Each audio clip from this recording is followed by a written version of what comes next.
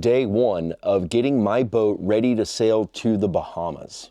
Today we're going to look at sail covers for the boat because the sail cover that I got is not quite fitting and it's exposing some of my sail, and also going to do a little bit of work around my engine and a little update on an injury that I got. Let's not delay and get into it.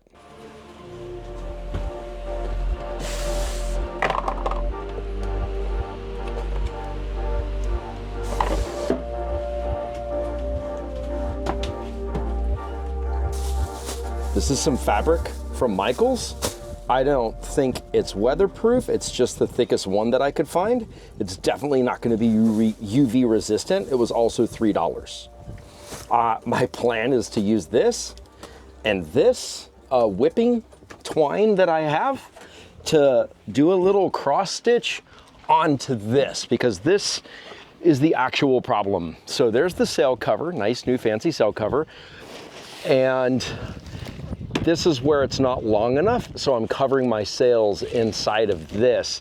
And this is actually the bag that the sail cover came in when it was delivered to me. I got this entire sail cover for like $170, which is so hard to believe. I'd love to get a stack pack at some point, but not quite there. So instead, here we are, but it only went to here and my sails go out to here. So let's make this little extension and see if I can cobble something together with some ingenuity.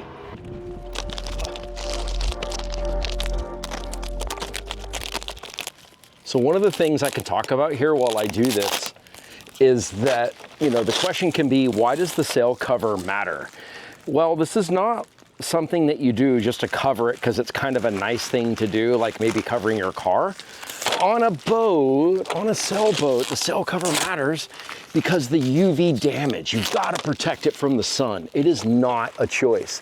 I have some neighbors that are canvas makers, and they were very quick to inform me because they overheard me talking on the phone asking if I could leave my sail uncovered for a couple weeks, and as I was waiting for the sail cover to come in, and they said absolutely not. They overheard that conversation and said, you don't want to do that. What you want to do, because this UV will hit right here and it will cook the stitching, and the stitching will fall apart and you'll lose your sails. So it is imperative to keep it covered. So that's what I am doing now, and I'm just going to stitch into this bad boy and see how it goes. I mean, kind of the plan here is essentially, I mean, this is gonna like fray. Yeah, so see how that's like, this is like stitched. This is like stitched as like a nice end right here. This has no stitching on the end, my fabric.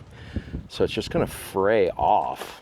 So I should probably fold it and do a full stitch along the back of it. Okay, now that I'm here looking at this, actually, I don't think that I want to mess up the sail cover. Even though it's not expensive, I don't want to go putting like 100 holes into it with my thick whipping stuff.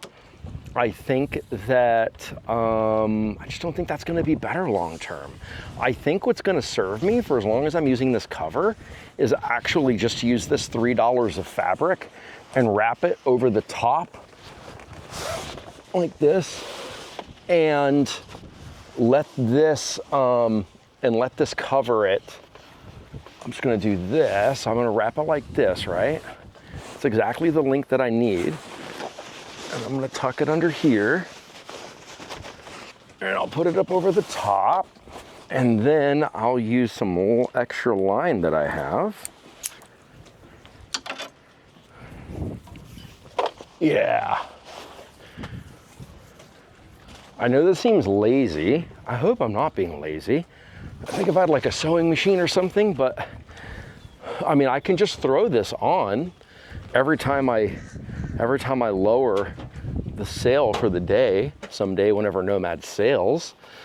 So I don't see how that's not a win. So that project didn't take as long as I thought it was going to. I am going to go ahead and cut over to me cleaning the engine the other day. I am very green when it comes to engines, so I'm still learning like what all the parts of the engine are and what they do. how all that stuff operates. So I understand there's a fuel system, and I understand that there is obviously a fuel system, but that the fuel system returns fuel back into the tank as it cycles through because it doesn't use all of it, and the wet exhaust and some of the concepts around that, and the mixing area for the wet exhaust makes sense to me. The impeller makes sense to me. I understand the high pressure dealies here. We got a moron here. I know this is for the high pressure fuel that squirts in for the spark plug. No, it's a diesel. There's no spark plugs. Hey, look, I knew that. Anyways, still learning. So this was super clean before, whenever I first got the boat a year ago and put it in the water. So I don't know why this has corroded to the level that it has. It's quite bad. Is it leaking there? Yeah, and then it's on this. Yeah, and that's moving downstream.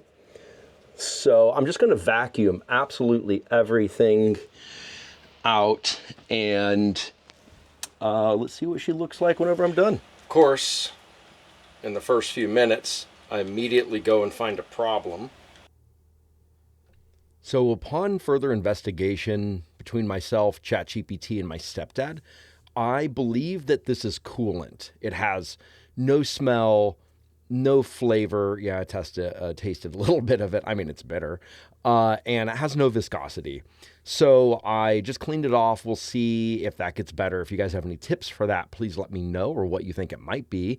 So I immediately go back to cleaning on the motor and engine here. And as I get it cleaned up and vacuumed and all that kind of stuff, I do a quick little measurement on the oil. I see that that's looking good. And here is the engine as she is now. I also go on to explain the crash pump here, which is a pretty wild little thing that this boat came with. But I got it pretty clean. I'd love to take this thing out at some point. That's a crash pump. It actually used to have a belt that connected up here and went down there. And then that spring-loaded lever you could pull, and it would cause the engine to become one giant pump for the boat. And then that's plumbed in to put water overboard. Pretty intense, pretty cool, but pretty rusted and seized up is what it is now. So that takes care of the few small projects, making progress every day towards getting Nomad out into the Bahamas for her first real mission off the dock. That feels like that's forever away, but it's a little bit of progress every single day, even when it's small stuff. Thank you for watching that. However, I just invite whoever is interested to come along with me for this part of my journey during the day, where I am working on completing challenges that helps me come to a place of being the most healthy, the most happy, the most aware. I like to do things in different categories covering fitness, finance, and philosophy. So I injured my arm really bad the other day helping a diver up, and I blew up my tendons that connect my bicep to my forearm, and I had to go to the hospital, to the ER, and that really sucked. You can see some bruising here that's like on my forearm that's just like kind of surfacing, and I have separation between my bicep and my forearm right now. I love to work out. I love going to the gym, and now I can't. So my challenge that I'm giving myself is to learn to love something that I hate. One of the things I hate is to run. So I'm going to teach myself to learn to love to run. And that is what I'm challenging myself with. But today I don't get to run. Today I have to do something that I also very much am not good at and don't like, and it's calisthenics, because I have no business going in the gym with my arm the way that it is. So I'm going to do my calisthenic workout, and we're just doing that in short order real fast here. So I'm not going to bore you guys with my workout, of course, but I do think that this is funny. I'm so new to calisthenics, and I totally got my butt kicked on trying what this woman here is doing. A little bit of expectation versus reality that I was harshly met with. But anyways, I'm just going to throw on at the end of my videos from time to time one of the challenges that I am working through, because it might not seem like it relates to boat life, to sailing, but I would argue that it really does, because the only way I'm going to be up for the challenge of sailing to remote places and getting off the dock and confronting fears and things like this is to be firing on all cylinders, to be growing and learning and doing the things that I need to do to challenge myself so that I can take what, in my view, is the ultimate challenge of leaving the dock and going to these remote places.